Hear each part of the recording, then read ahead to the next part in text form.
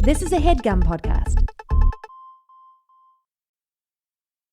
Welcome to Who Weekly, the podcast where you'll learn everything you need to know about the celebrities you don't. I'm Bobby Finger. I'm Lindsey Weber. And this is our first show after vacation.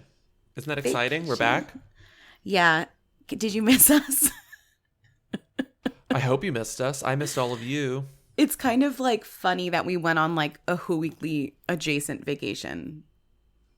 Is it funny or is it expected? Is it typical? Right, but that's what I'm saying. It's like we're so like lame that even when we like go on vacation, we like went together and we went to like a stupid Who Weekly adjacent event. Filled with who's. We went to one of the whoiest events on the planet, probably. Like so I would hooey. say. Like so hooey that like no one knew who we were and we didn't know who anyone was. Like it was actually perfect. It's a seasonal hooey event because like these people are barely who's. They're who's for 1 month, and then they're completely forgotten, especially to Americans, but we will get to that later. That in a second. We're going to do like a big kind of chat about that. But first, let's just play the theme song now. Okay. You will dream it. Yo, they want to know. Hey. Hey. Come on. Hey. I want to be famous. Wow, been a long time since I heard the theme song. Sounds great. Oh my god. Okay, so I'm still sort of jet lagged. Let's get into the second most important topic of the day, which is the royal wedding, which happens in T-minus 3 days. How does that count? 3 days? No, I'm so anxious. We're under 100 hours, people. We're so close to this I've wedding. been reading lots of like bad articles leading up to it to try and like learn stuff. And a lot of people have been saying my least favorite thing where you say like, it's only 3 sleeps. Only 3 sleeps. Oh, I haven't seen that. Hate that. Ew, I haven't seen that. Oh, that's my like God, a huge that's pet bad. peeve is when people are like, Oh, that's 3 sleeps till bad. Christmas. It's like, sleeps. Ew, I've never Gross. heard that. That's First of all, disgusting. you don't know my sleeping habits. You don't know when and how I sleep. So don't tell me about how many sleeps. Please don't measure my life in Some sleeps. people sleep like twice a day. They get the naps in. Yeah, it could be 14 sleeps. You don't know how often I sleep. I'm a freelancer. Einstein slept like 8 times a day, right? Something like that, right? I hate it. It sounds like it's like 3 sleeps. How many sleeps? So we have officially Tuesday, Wednesday, Thursday, Friday. So 4 sleeps till the royal wedding. Don't say that. Although, are we really going to sleep the night before? Because I'm not. God knows we got to get up early so that we can go to the show at Freehold, which I think there are still tickets for. It's almost sold out. Which is fucking insane that there are going to be... The New York Magazine people are like, we expect it to sell out. So maybe as of this release, it's sold out. So I expected no one to come. That was a humble brag, by the way. That wasn't even a humble brag. That was a straight up brag. It sold out. By the way, Lindsey said Lindsey made fun of me for expecting triple digits. Let me tell you something. We got triple digits. So get excited. This this means like there's pressure. Like I need to like be awake, alive. I need to know what's going on. We need to get a great PowerPoint together. It's going to be great. Keynote. I promise you this. Keynote. Whatever. But everyone's going to be delusional. They're going to laugh at everything. It's fine. I'm going to be delusional. We're going to have Joe, our British friend. Oh my God, Dr. Joe? Did you know she's a doctor? Joe? Yes, I knew she was a doctor. We got a Dr. doctor. Joe will be there. I don't know what she's She's a a doctor doctorate of. in English literature? English history. British history. She'll tell us. All that matters is that she is a British person, and all we need is a British person. As we've learned from this week of vacation, all you need is somebody from the country. They know everything. They know everything. And even if they don't know everything, we're stupid enough to be convinced that they know everything just because they have an accent. Every fucking person who walked up to us and told us anything about Eurovision, we were like, yep, totally believe you 100%. Like, it was honestly hilarious. Like, everyone was an expert and we weren't. It was great. It was like being a baby, like going to school or something. Stop it. You're skipping topics. Let's focus on, because this is the last most markeless headline of the week. Can you believe it? If only we had a theme song. Too bad we don't. Honestly, I'm kind of relieved. Because it's the last one, we're going to read a few of them because we sort of expected, we talked about this enough, that the headlines would get a little more boring as we crept closer and closer to the wedding. We were wrong. Well, they did. We were sort of right, but because there are only a few days left, the real crazy ones just came out of the woodwork because this is the last minute stuff. This is like when people are making their final decisions, including Thomas Markle, Meghan Markle's dad, suddenly decided, you know what? I'm not going to go. And I mean, honestly, God bless Meghan Markle's weird family, because otherwise we would still have like which dress, which ring, which shoes, which person, who's Like, coming, who's what will not. Priyanka Chopra so wear? dull. So, oh my God, if I see one more fucking headline about Priyanka Chopra and like what she isn't doing, I'm going to scream. She's so boring. I mean, she's Meghan Markle's friend. What do you expect? She's probably her only good friend, because every interview I've seen with her, they always ask about Meghan, and she's very good at demurring. Well, But yeah, literally, we were talking about that with Who Dat friends yesterday, Amina and Shani, and they were like, Shani pointed out, she was like, please note that the people who aren't saying shit about this are Meghan's actual friends. it's true though. We're like hearing it's from her- everyone but it's her actual friends. Yeah, it's her like Hollywood friends. It's Yeah. like the Because ones they know that she better. right. They know how to keep a fucking secret. Meanwhile, every person who's ever met her before the year 1999 is like, hey.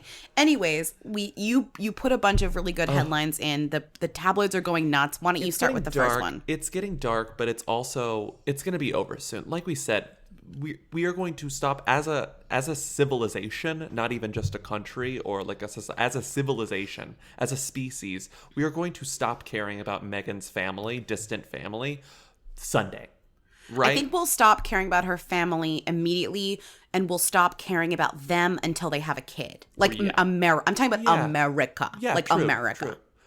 Maybe when when Samantha Markle's, or Samantha, whatever her last name is, the half sister, when that book comes out, it will be like a flash in the pan. People won't really care. It's probably going to be bad.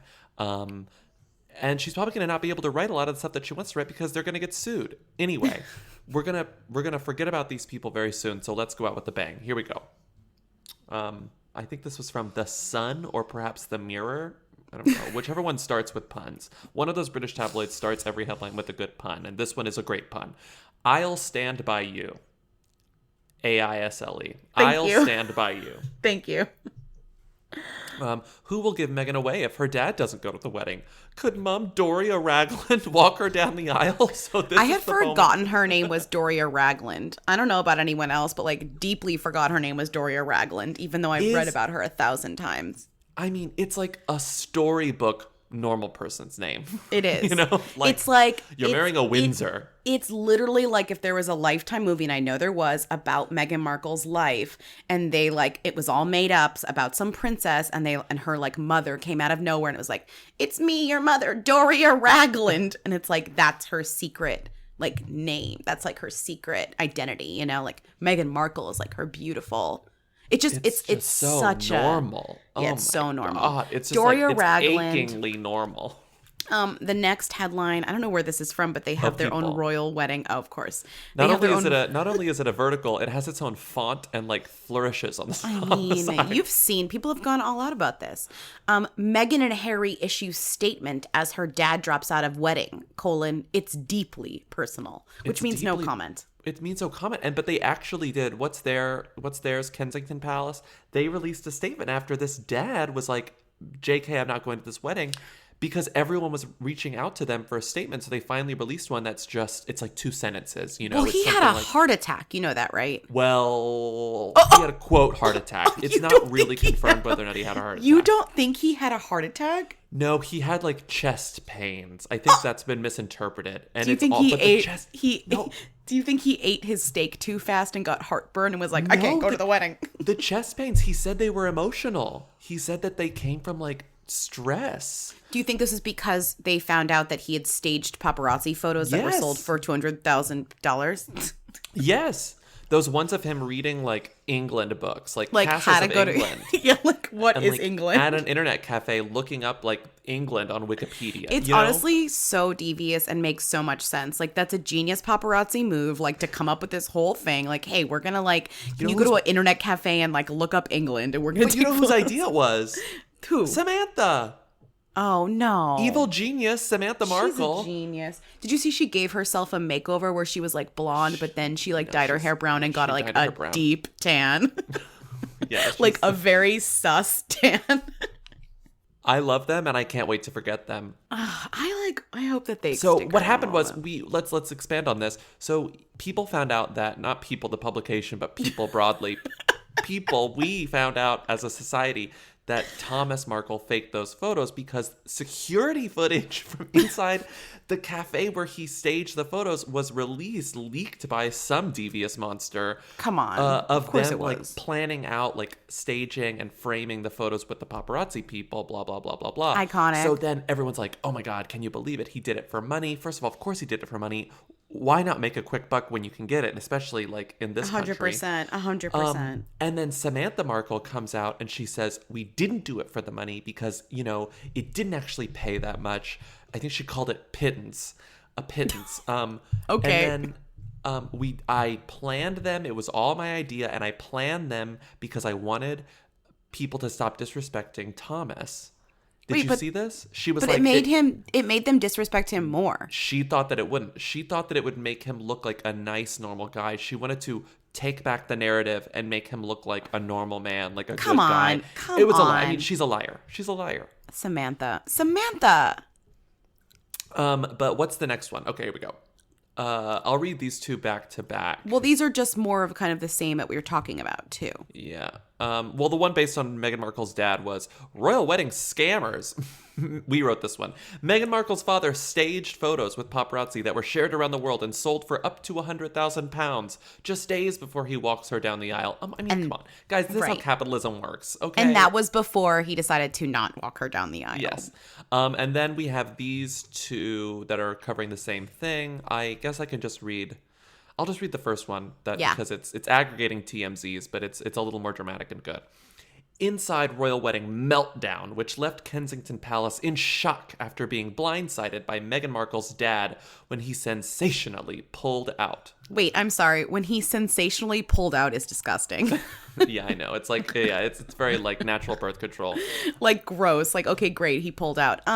I guess what is interesting is that these headlines, like when they're saying like royal wedding meltdown, I genuinely do believe that there's like a lot of drama about this. And there is like a little bit of a meltdown happening. Like, I don't think that's a huge exaggeration because it's a huge deal. It's a huge deal. And so TMZ's story goes into detail here, and we don't have to repeat ourselves, even though we often do. We believe TMZ when it comes to most things. And TMZ is like very convincing in their reporting on this. I mean, they don't really have like, I mean, I'm sure they have ears everywhere, but like they're not the best like British, like I wouldn't say that they're like a great like for British information, but like here every British tabloid is running with the story, which gives it a little credence. I believe it too. So, and also these people are American. Don't forget, these people are Americans. The ones they're dealing with. So you're right. So like, yes, it's a British issue, but these are Americans. Yeah, it's not like an international call. Like it's easier to call TMZ. So Kensington Palace was caught flat-footed by TMZ's story that Meghan Markle's dad will not walk his daughter down the aisle because we found out the palace had made elaborate plans for him. Our palace sources say the plans included a security detail for Thomas Markle, along with accommodations and access to various events. So it's basically saying like, this thing was scheduled down to each millisecond, right? And now that this one guy isn't going, they have to like rework the entire schedule, and it's fucking with them. Meanwhile, it's sad because apparently Meghan is like begging him to come because apparently he was going to walk her down the aisle either alone or with Doria.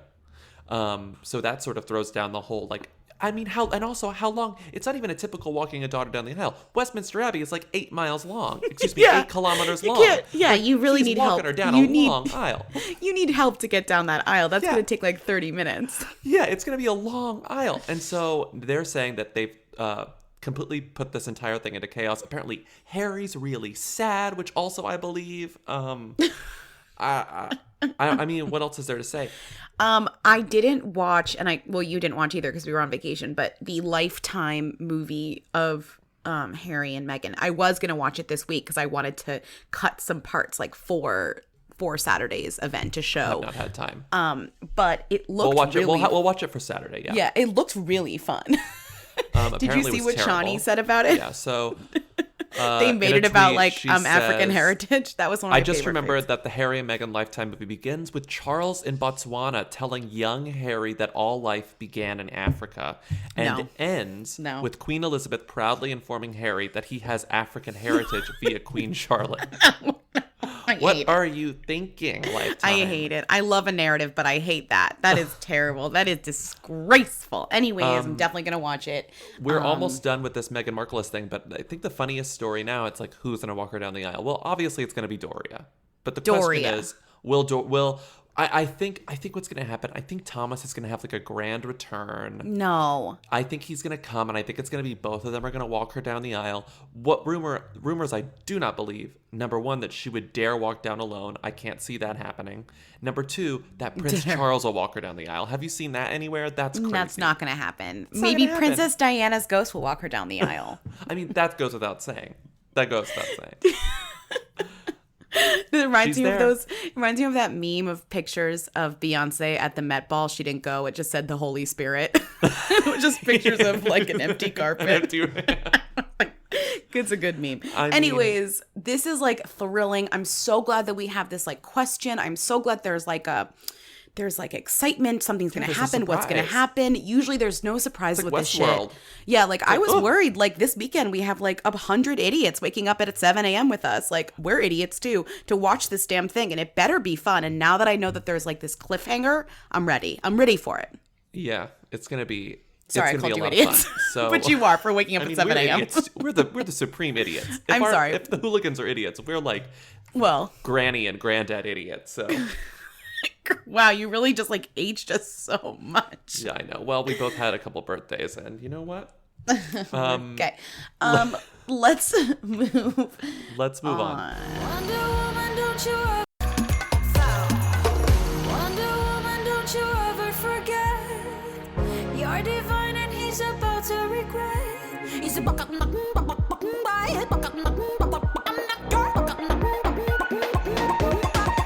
I'm not your toy, not your toy. You stupid boy, stupid boy. I'll take you down now, make you watch me. Dancing with my dolls on the motherfucker beat. Not your So that was the Israelis' entry to Eurovision 2018, the winning entry to Eurovision 2018, "Toy" by Netta. It's terrible. It's not good. It the problem is that it like definitely does have like an essence of Eurovision in it.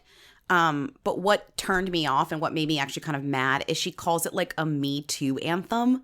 And it's like, girl, no. Like it's not. Like it's not. Stop. Please stop. And the other thing that's really kind of interesting about Israel winning, we'll like go back from the win to like Is that it's not in everything Europe? else.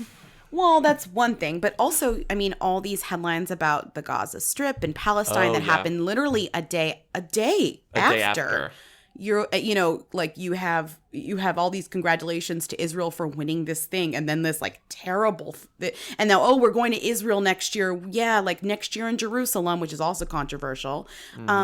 And the next day you have these like murders, and it was just like, this is like really complicated and like really fucked up. And it was really interesting experiencing the finale like amongst the people, because everybody like loved the song, like people were singing along and enjoying the song. But then when they won, it was like this weird split between people who were like, yeah, Israel, and people who were like, awkward, you know, like you had a lot of Irish people, a lot of like drunk Irish people being like, oh, like yikes, you know, like I'm not, you know. And it was really like, it was really interesting to see, because it was like you could tell the like, one of the most interesting things about Eurovision is that it's like 50% camp, 50% like politics. Yeah. And so people get pulled in either direction. It's like, I love this song, but like the politics are yikes. And like that is kind of what Eurovision is. Which is why you start voting for like, you might love Toy, but then you're like, yikes, so you're gonna vote for like Estonia, you know? Like you're like, I can't vote for Israel. Like, Or not just Estonia. can't. It's like how I think that's why Austria got so many points, because that song was pretty good. It wouldn't be right letting you go, running away from love. Ain't nobody but you I can hold on to. I mean, the number of votes that Austria got really shocked me. Well, Austria came in first in the country votes. So there's so Eurovision is it's half jury, half like call-in votes. You can call in like 20 times. It's like that's the part that's a little bit mysterious. I know you did. You Josh and I both called in. He voted for Denmark, cheater. and then I voted for Australia. And then when we checked out of our hotel, they were like, "Did you take anything out of the minibar?" We were like, "No." And then they were like, "It says you have 2 phone calls. You made it. It says you made a couple phone calls." I was like, 2, right? And she was like, "Yes, 2." And she's like, "Okay, that's €120." I was like, "Okay, great." They were 60 cents each.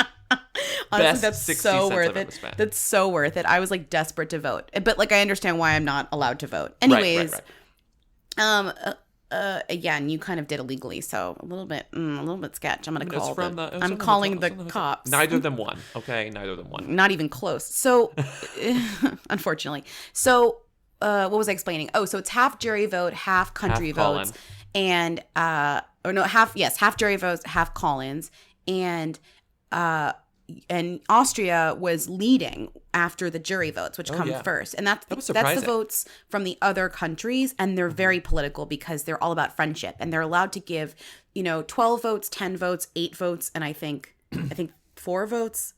They're allowed to give it's 4. They reveal the lower votes first, and they surprise you with who they gave the 12 votes like to. The 12 is like the big, like our best friends, we love them. But like they're kind of politically lining up, like who. Like they'll throw, like, if they're friends, like Italy and France are friends. So they'll throw each other votes. So like Italy and France are always giving each other like the 8 or the 10 or the, if it's a big deal, it's a 12 or whatever. So like. And if you don't like a particular country politically, then you give it to a country that like may not even be good. It's basically the political votes like do not consider the song at all. No, and that's what's really interesting because then you have like an audience that's calling in and voting for the song. So like people loved that Israel song and people loved Cyprus's song Fuego. Yeah. Like people loved that. And so it was really interesting because like Austria was at the top for political reasons. And then as soon as the audience votes came in, it got zoomed down because these other songs that people genuinely like loved the songs were the ones that came out on top. But that's just like not important because we should just talk about like but being to be fair, there. Toy as terrible as Toy is, like I can't get it out of my head. I can't get Fuego out of my head. I can't. Fuego was really good.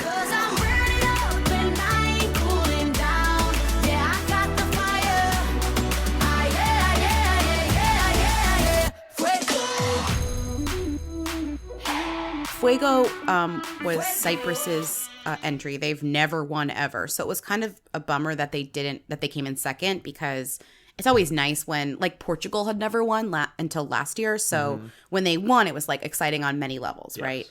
Although I did like have many conversations with cab drivers about the Portugal Eurovision guy and they were like, he's stupid, he's boring. So I was like, love this country. People love the Portugal woman though, the one with the pink hair. They loved this year's entry, but she had no chance because they had just won last year. And honestly, whatever. So Toy, we should go through their names, I guess. There's Israel who won. Toy, Netta, Barzilai. Which is like a song that involves like a lot of weirdness, like clucking, but not in like you can play it. And then Fuego, which was more of like a Beyonce type dance track, or she kind of danced like she reminded people of Beyonce in her like staging. Yes. And her staging was great. Her outfits were great.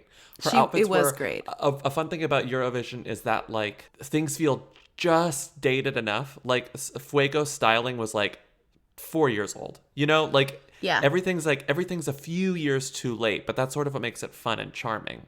It's also like there's something inherently gay about Eurovision and campy because of Europe and like the idea of a song contest in general. But the songs that are like you think are like the gayest like don't always win. So it's like I think Cyprus was like the gay track of the competition. Cyprus was super gay, and then but like Toy is never going to be played in a gay club. Like maybe like with the dance remix that's like barely recognizable, but that's not like a song that felt danceable too. Cyprus feels like something that could easily be on like top 40 radio right now. Right. And then if you notice, like Austria, Germany, and Italy were all like kind of Slow dude sloppy, slow. Like Ed Sheeran-y. Yes.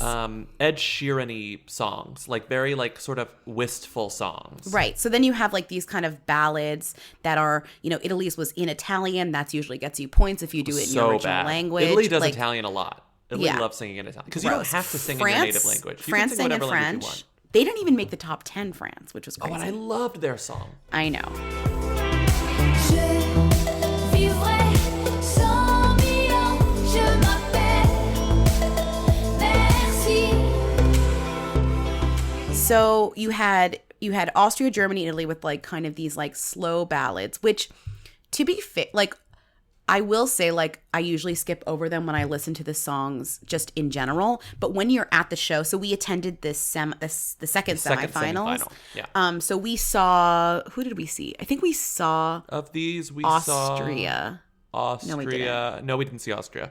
We saw Sweden, Dance You Off. Denmark, and Moldova. Moldova, honestly, Of the top 10, we only is saw my new 4, fave. yeah. Yeah. Moldova took me a while to fall in love with, but I do like it.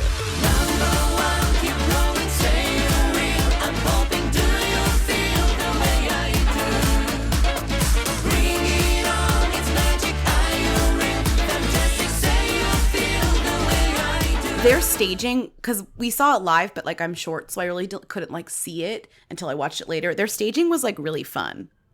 Yeah, it was like 1, 2, 3. It was maybe like 9 little boxes, Like an IKEA and they would each wardrobe. open up. Yeah, it was like an IKEA wardrobe, and they would all like open up and to reveal little like glimmers of a cheating scandal going on behind them. But it there was was like a also kooky, fun cheating scandal. It was cool because the choreography was there was maybe 6 different people all dressed like there were 2 characters each, and so as they were playing around, different arms and body parts and would come out from behind the doors. You kind of have to watch it to see what we're saying. It's good. That really and charmed the great thing us. about Eurovision is that everything's online to watch. Yeah. And arguably, it's better to watch it online than it is to be there in person. But the best thing about Right, being there in so person that's is to the get thing. the audience reaction. Being there in person was surreal, like extremely surreal. It's a huge production. It's incredibly live. It's incredibly produced. Like I've never kind of experienced anything like that before. It was so tight.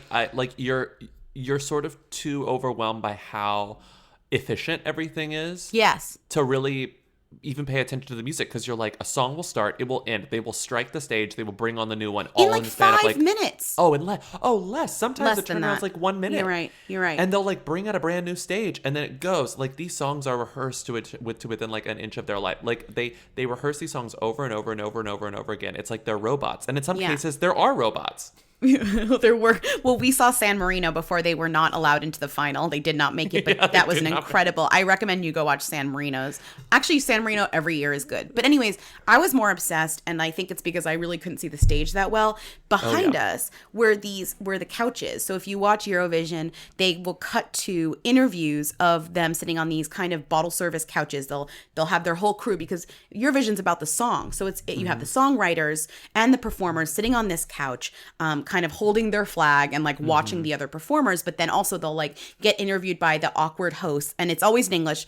Other thing about Eurovision that's incredible is that everything's in English, even though no one speaks English. And But it's like, it's Europe, so everyone does speak English, but it's not poorly. always their first language. Right. So it's like, oh my God, it's just, they have to be interviewed in these like, oh my God, did you see the translation from some of them? Like they Oh. were interviewing the guy from Ukraine at one point, and he doesn't speak English, and he had a translator, and she was like asking the translator to ask him, and the questions were like, is that your real eye, or is that a contact lens? So He's did the like, Russian contact woman- lens. She didn't speak English. it really is rude. It should be in Portuguese. It should be in the winning country's language of choice. You know, it's very rude to the Portuguese people. Well, you have to translate anyways, because they definitely don't speak Portuguese. Right. Like, come on.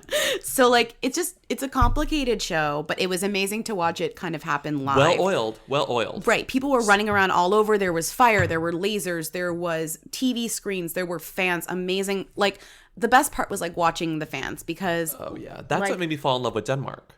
there are no Americans there. Like, I mean, I've heard there are Americans there other than us, and I know that there probably are, but there's no evidence of Americans there. Like, seriously. Everyone who talked to us asked us, "What are you doing here? Why are you Everyone here?" was like, "Why are you here?" And we're like, "Well," like we didn't know. We're just like, we love it. But anyways, so like everyone was like there standing. There were like some really powerful stand movements, including Australia, which won me over with its fans, and then honestly, like with its song by the end, because like that she song, was- I love that song. It's a That's my great song. actual favorite song of the year, but we don't have to dwell. We don't have to So dwell. Australia was like, people were really excited about Australia. People were really excited about what were the other countries that people really were pumped about? Norway, weirdly. People love Norway. Norway, which had one of the worst songs I've ever heard in my life. Step one, believe in it and sing it all day long. Step two, just roll with it. That's how you write a song.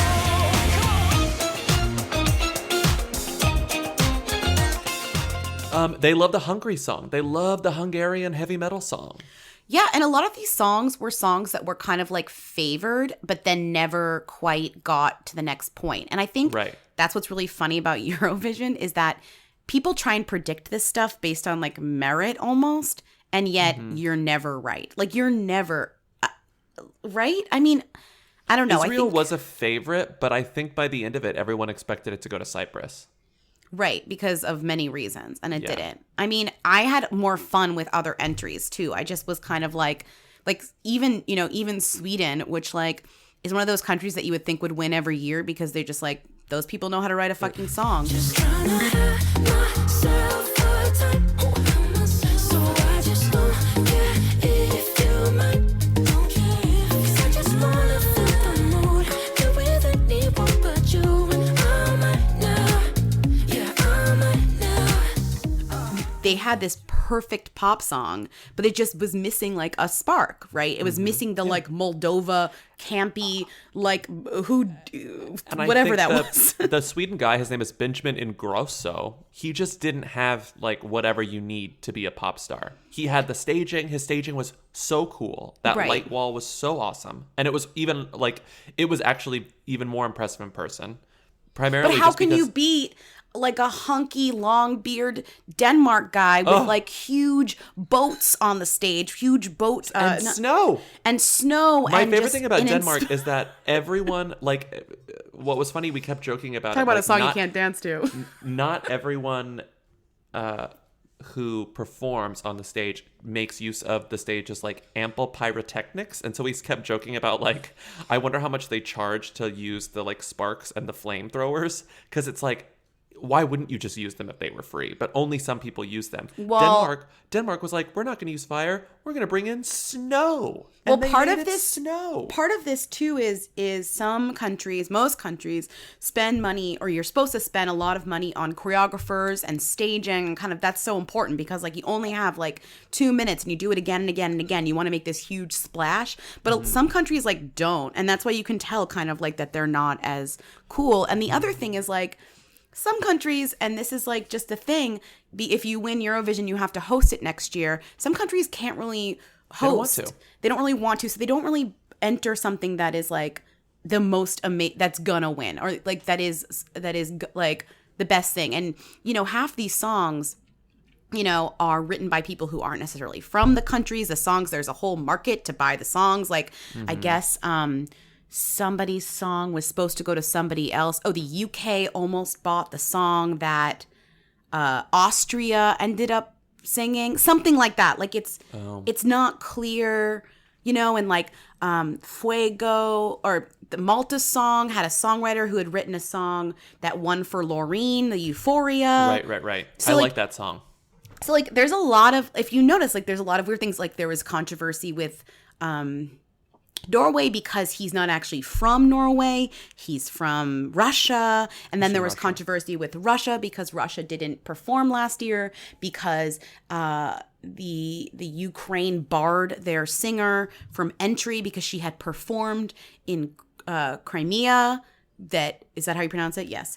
A territory that had been annexed. Like it was like, this is so complicated. And then Russia, the woman who didn't perform in Russia last year, shows up and is literally in a mountain. She performs in a mountain, and Russia, and everyone is so angry with Russia in general that she doesn't even get past the semifinals, which Right. is And everyone is angry. everyone's unprecedented. angry at Russia, but it's like they're not angry at her, so that made that performance very strange. So it's just like there was actual, I don't know, I heard some booing, not a lot. Like people were typically very, very respectful, but it's like watching the crowd react differently. You can't tell this on television. Watching the crowd react differently to every performer is like really fascinating. Like Right. no one really, like people were doing other shit while Russia was performing, you know? Everyone was was paying boring. attention when It everyone was was paying boring. attention when like Hungary was performing or Denmark was performing, but no one was watching Russia. There was a lot of like interesting small things that you really only caught when you were there. Not that you have to go. I think just watching it is like a joy on its own. But like it definitely, I definitely feel like I have a new perspective on it. But a lot of that perspective is how un-American it is and how much I liked that. It felt like being in such a foreign situation that I'd never been in before, where Right.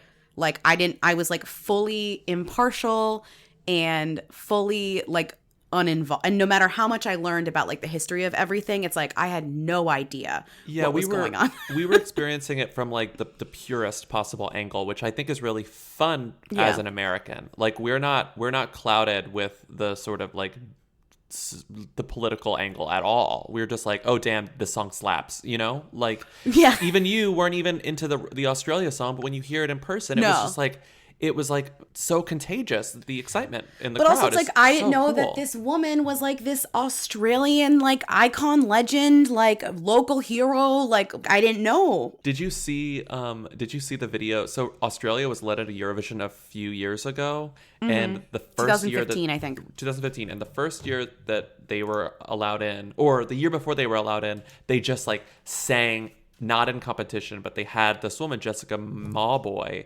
perform at Eurovision, but she wasn't competing.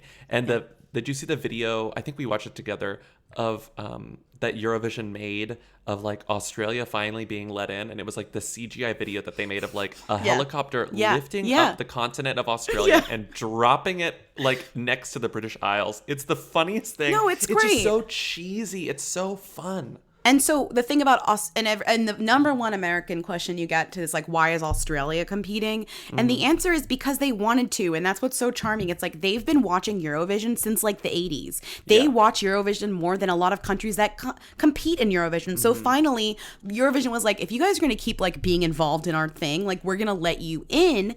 And they let them in 3 years ago. But what's interesting is now they're launching Asia Vision. And Which is still called, I found out the real name is like Eurovision Asia, but now everyone Eurovision calls Asia. It's officially sanctioned by the Eurovision, like, I'm entity. sure. It might It's be like like produced by them. Eurovision.tv/Asia. It's like fully Eurovision Asia. So I wonder if that means that it's going to be part of Eurovision, but just like Asia. Well, so that's it's going what to the be Irish guys we were talking to suspected. They were like, Australia might get pulled into Eurovision Asia, because it makes it awkward if Australia is part of Eurovision proper, and then like all their surrounding countries are in Eurovision Asia. It doesn't make any sense. Yeah. But also, Yeah. like the Irish guys were saying, they were like, Eurovision Asia is going to be better than regular Eurovision. He was like, I can't wait. Yeah, it probably will be. But what's interesting is I signed up for the Eurovision Asia newsletter and I tweeted this, but the obviously. What's Come interesting? on, are you kidding? Sound like Rachel Maddow. It's interesting. I signed up for No, but what I'm saying, what was interesting was not that I signed up for the newsletter. It's that the address associated with the newsletter was in Australia. So that implies to interesting. right. It is though. So that implies Yeah. to me that Australia is behind Eurovision Asia. I think that they're trying to start their own offshoot. so that they have a better chance. Well, I mean, they want to win so badly, but I think they also want to involve these other countries. But I'm just curious, like, what that means for, like, is Israel going to get pulled into Eurovision Asia, or like what happens? Things are going to be shaken up. I mean, I'm just waiting for in 2020. Eurovision America. Like, I'm desperate for it. We need to join. It would be insane. Eurovision America, we were again, another thing we were talking about with like European people, but it's like Eurovision America would be so great because everyone hates each other here. Like, everyone hates other states, and having 50 representatives for all of the states there, including like, no, we throw in Puerto Rico, like we throw in all of our territories too. It would be so much fun. And it would be so intense. No, because like it would just be everyone. It would be so much fun. and it would get really dramatic. It's like, you think American Idol is fun. There's no like weird state pride involved in American Idol. That would just make things crazy. No, and it's fun because it brings everyone together. Like, that's kind of like what was nice to see, was like, it felt like everybody was coming together over these ridiculous songs that no one was going to remember after like a day. Oh, yeah. And just, you know, like recognizing each other's countries and talking about each other's countries. And, you know, it was like really cool. And everyone we talked to was like, why are you here? nice. But then as soon as the really like sweet Australian blogger. Oh my God. No, he wasn't Australian. He was Austrian. Austrian. He was Austrian. But what was great was that as soon as we got past the like, why are you here? They wanted to tell us everything that they knew. They wanted to explain to us like the history of everything and like blah, blah, blah. And it was like, this is great. Like, this is like your own version of like Risk. Like do you know what I mean? It felt like musical Risk or something. Yeah. It was great. One of my favorite Eurovision moments was on the train from the city center of Lisbon to the Stadium. Altice Arena. Yeah. We were standing next to these like 4 guys. I think they were Portuguese. Or Spanish. I thought they irrelevant. might Oh, they also were be Spanish. Spanish. Well, I couldn't tell because I honestly irrelevant. don't speak either. Irrelevant. They were dressed as ABBA and like in full drag. full bad drag, dressed full as bad ABBA. drag. And so at one point they were like just talking to each other, and they were standing next to us, and then Lindsay's just like smiling next to them, and they're not talking to us at all. They're talking to each other, and they pull out their sorry. phone and they're trying to take a selfie, but their arms aren't long enough to take a selfie of all of them. And like, especially with those wigs, it's hard to fit them all in the frame if you're taking a selfie. So Lindsay's like, do you want to, they didn't speak very good English, and Lindsay was like, do you want me to take it? And they're like, oh yes, thank you. And so Lindsay took the camera and goes, say dancing queen. And they go, dancing queen. And then like it was so funny. And then if you noticed, we transferred to another train, and then they just started singing songs. At first they started singing ABBA songs, but then they just started singing Eurovision songs. They started singing We Got Love. They sang Fuego. They sang the Portuguese song that no one cared about. They sang the best then songs. At some point someone took a photo of them, and they did it again. They go, dancing queen. You started a trend. It was fun. We met a really lot good. of fun people. It was good. Like, I definitely Everyone gets hammered at Eurovision. Yeah, I would definitely go because again. The lines were too long. Yeah, I would definitely go again. I don't think I'm going to go next year, but I would definitely go again. It's like a great excuse to go like visit a country you've never been to before, and like, I don't know, like, Or honestly, just visit a country in Europe that's playing it is probably fun. Oh, I mean, right, totally. If there was a country that was favored and you were somehow in that country, you would have a great time too. Like, I think people are watching this. Like, it is popular. I mean, I'm just like hoping that Australia like can come through. Like, I just want Australia to like get to host this damn thing. Also, let Jessica perform every year. She's great. Let's do Rita. I know what you must be thinking, that we are powerless to change things, but don't give up, 'cause we got love, yeah. I won't throw my hands up to surrender, 'cause love is stronger than fire, so don't give up, 'cause we got love, 'cause we got love, we got love. What was she wearing? Where was she seen? She posted what on Instagram? She's the Who Queen. Tens of people want to know all about the number one Who. Lindsey, Bobby, tell us now. What's Rita Ora up to? Who is this woman? So while we were gone, Rita my had one of God. maybe her most dramatic moments in recent memory since we've been doing this She podcast. literally released a Notes app apology while we were on vacation. It's like, I can't imagine any ruder timing. I think she did it on purpose. She released that song that we've been talking about for what feels like 9 months now. Girls, the song with yeah. Cardi, BB, And God, who else? Rita Carly. and Charlie. Charlie. Cardi, Charlie, BB, Rita. You know, the song about kissing girls when the you're a four. girl. Like if you're a girl but you also like to kiss girls, that's what the song is about. Well, the weird thing was that from the start, before the song was even released, Rita was like, I'm inspired by I Kissed a Boy. Or I Kissed a Girl. Oh my God. I'm inspired by Katy Perry's I Kissed a Girl. And if you remember, that song was very popular, but that song is very controversial. That song is a problem. Yeah. And people look back at it and say, you know what? That song, it was good, but we don't really want to like acknowledge that it was a problem. What? Let's strike it from the Katy Perry record, you know? So if you've read anything about this song, you would know that it's maybe not the best song to base your new song off of, right? Especially in 2018. Yeah. So this was supposed to be the like equivalent of Boys, Charlie's Boys. It's supposed to be the, your bang bang of 2018. the Lady Marmalade. The Lady of Marmalade our of 2018. day. Anyways, we had heard the part of the song at a live performance. I don't know if you remember, like it's pretty much the same song without Cardi's verse. Yeah. That she sang. And I was kind of like not impressed. The vocals are indistinguishable. Like the women are indistinguishable from one another. You know? I can tell the difference between them because I'm sick. But I will say BB is like fucking screwed sounds like a on robot. this track. BB sounds like a robot. Disrespected. BB sounds like one of those like San Marino robots. Do you like the song? I think the Because I don't hate it. chorus is sort of catchy. Yeah.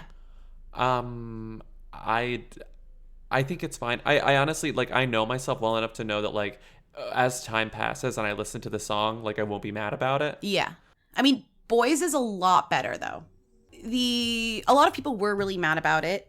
One, I think because it's one thing to have Rita, like, as the main singer, be like, I'm bisexual, love it. But, like, the fact that the three other women were not, like, nobody was gay in that group, really. Right? Yeah. I mean, I'm not trying to speak for everyone's whatevers, but, like, there's a lot of like really cool like queer singers, and if you're not going to try and get like at least one or two of them on this track, like especially like female rappers, like come on. So that was like kind of weird. And Haley Kiyoko was yeah, annoyed about it. She was completely understandably pissed. for those reasons, and I think a reason that she brought up that is also something that should be considered is that it was very like it was. I mean, let me just quote her. A song like this just fuels the male gaze while marginalizing the idea of women loving women. Because it could, I mean, it could easily, you understand the interpretation of like, oh, this is just trying to make girls kissing girls some sort of sexy, fun, silly thing that happens sometimes. which is what it's been for the past 100 million years. Like, that's what we see as like, oh, like, so she's get basically drunk, saying, hook up with a haven't we girl. moved past this thing where it's like, oh, isn't it like No, we fun haven't. when a We girl haven't. kisses another girl or when a boy kisses another? Actually, that's still not fun when a boy kisses another boy, according to pop music. But anyway, that's what Haley said. So Rita Ora responded. I think Haley's response is what got Rita so shook. Yeah, because it's really fucking right. Yes. And you can't really argue with it. No, not at all. And even if you and I didn't feel immediately like offended, Haley's response made me understand fully what was angry, why people were angry. And like that made me be like, oh, well, clearly this is not something that I felt in me, but I totally understand why a song that implies that you have to be fucked up to kiss a woman you have to drink red wine. Rude. Like, that's rude and not cool. So Rita wrote a notes app that I guess I should read. I don't know. Yeah, read it in full. The best part is it starts with, hello, everyone reading this. Which it should have started with, hello, my gay boys. Hello, my Hi, gay my girls. Gay boys. Hi, my gay girls. Hello, everyone reading this. Girls was written to represent my truth and is an accurate account of a real and honest experience of my life. I'm sorry, it's not funny, but it's like, okay, so Rita got drunk on red wine and hooked up with a girl. Great. Yeah. I have had romantic relations with women and men throughout my life, and this is my personal journey. God, I love this response. Is so. I am sorry how I express myself in I am sorry how I express myself in my song has hurt anyone. That's bad English, not me. She wrote that. I would never intentionally cause harm to other LGBTQ plus people or anyone. Looking forward, I hope that continuing to express myself through my art will empower my fans to feel as proud of themselves as I'm learning to. This is so boring. Remember she did that like pride thing for Absolute Vodka? I just thought of that as I was reading this. Rita has pride, okay? She has pride. Like Anywhere was like an Absolute Vodka branded song, basically. Right. Remember? Yeah, it was. It was a Pride song. So this is controversial, but I can't help, and this is going to sound like, Lindsay, you're in too deep, but I can't help but think, like, this only gets Rita more attention and press. And, like, know she loves it. Of course. Like, Rita got think pieces. Rita's never gotten think pieces before. Right? That's true. She hasn't. I don't think she has. Ever. No one's, like, thinking about Rita. Now people are thinking about Rita. But you know what? They're not. If the song had been better, also, people would be thinking about her even more. I think it's gonna be easy to forget this because the song is so like, whatever. Well, the funny thing is that unless it like takes a turn and becomes like huge, which doesn't kind of seem like it. Yeah, but it's still early. It's hard to predict. Right. It's like Boys didn't like do well either, and I Kissed a Girl only was a thing because it did well. It was a huge hit. Otherwise, we would have forgotten about it. I mean, didn't Katy Perry also have a song that's like, I'm gay or something? You're so gay. No, you're so gay and you don't even like boys. It's her being like homophobic. Like, I hate my boyfriend because he's a gay. He's a gay. So to be inspired by Katy on this one is a true oversight, and to call it out is like a dummy move. Like, that's a dummy move. It was very dumb of her. Sorry, Rita, that was dumb of you. Also, it was dumb of her not to get a queer rapper to add the verse. Also, Cardi's verse sucked. Like, how many fucking, like, we have so Cardi's many. verse had a thing like being down with scissoring or something. It just was like not good. It didn't matter. It didn't bring anything to the song. And there are so many cool queer female rappers right now that like would have been amazing. And I kind of don't understand why that didn't happen. And I don't want to blame anyone, but like, it's Rita's name on the fucking song. She's the lead. Don't forget, it's going to go on her album, which is never going to come out. So, yikes. So, yeah, I think that's it for Rita. That's it for the episode. Wow, that was like some real Rita talk. Like, we usually don't get so much meat. No. So, once again, thank you for listening. If you want to buy tickets to the show, just head to our website, whoweekly.us. And I think there are some available still, probably. They might be sold out. Who knows? I hope they're sold out. That's wild. That's wild. And tickets to our Bell House shows are still available. I think maybe the May one's sold out, but there's May definitely is almost sold out. There's definitely some left in June. And with that, we'll see some of you on Saturday morning, bright and early, 7 a.m. at Freehold. Shit, yeah, in Williamsburg. We'll have a lot to talk about. And please keep calling in because we have to catch up. We have so many calls to get through on Friday. I know. Did you notice we did add some more to the list? Did you notice we did no news today because we were so overwhelmed with like coming back to all this news that we didn't even want to look at it. Also, so much news. We were on a podcast, The Verge's Why'd You Push That Button, which was really fun. I think it's out this week, so check it out. I think we talk about we talked about Instagram, people breaking up with each other using Instagram, or celebrities implying that they were, well, I forgot what we talked about. What did we talked about celebrities. We talked about celebrity relationships in the world of Instagram. Oh yeah, that's fun. We're good. We're experts. We're so smart. Yeah, we're smart. So check that out. Come to our shows, please. Enjoy this episode, and we'll see, and listen to Australia's Eurovision track. Well, We Got Love. You're putting it YouTube. here, right? Yes. See you Friday. Bye. Bye. I know what you must be thinking, that we are powerless to change things, but don't give up, 'cause we got love, yeah. I won't throw my hands up to surrender, 'cause love is stronger than fire, so don't give up, 'cause we got love, 'cause we got love, we got love. You will dream it. Yo, they wanna know. Hey, Neil. hey, Neil. hey. I want to be famous. That was a HeadGum podcast.